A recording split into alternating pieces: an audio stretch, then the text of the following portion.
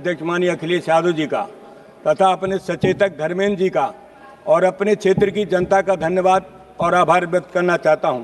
मानवर सबसे पहले मैं यह स्पष्ट करना चाहता हूं कि मनरेगा केवल एक योजना नहीं है, बल्कि ग्रामीण भारत के लिए एक कानूनी अधिकार है। रोजगार का अधिकार, सम्मान का अधिकार और सामाजिक सुरक्षा का अधिकार है।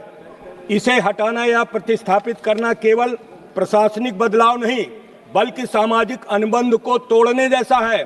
महोदय, सरकार कहती है कि इस विधेयक के तहत रोजगार की गारंटी 100 दिनों से बढ़ाकर 125 दिन कर दी गई है, लेकिन सवाल ये नहीं है कि कानून में क्या लिखा है। सवाल यह है कि क्या गरीब को वास्तव में 125 दिन काम मिल पाएगा, क्योंकि इस विधेयक की असली तस्वीर इसके अन्य प्रावधानों में छिपी है। मनरेगा के तहत अकुशल श्रम की पूरी मजदूरी केंद्र सरकार देती थी।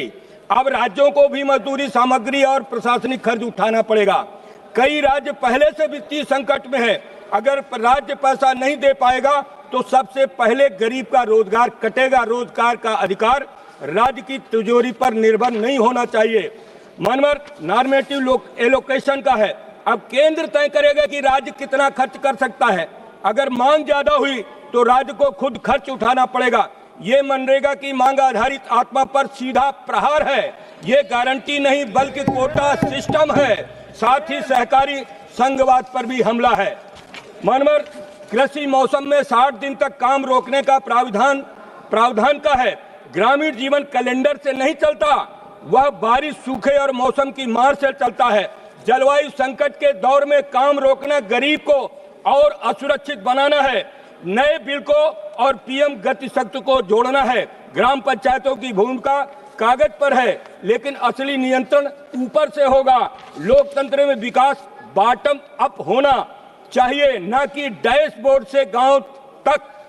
तकनीक का आत्मनिर्भर प्रयोग, बायोमेट्रिक और ऐप्स ने पहले ही कई मजदूरों की मजदूरी रोकी है। मेरे जिले फतेहपुर में कई गांव जैसे जरारा, लोहरी सराय, ब्लॉक कमोली आदि में मोबाइल नेटवर्क नहीं है। महोदय, तकनीक सहायक होनी चाहिए, न कि शर्त होनी चाहिए। महोदय, मैं इस विधेयक के सबसे पहले प्रतीकात्मक और नैतिक पहलू पर आना चाहता हूं, नाम परिवर्तन।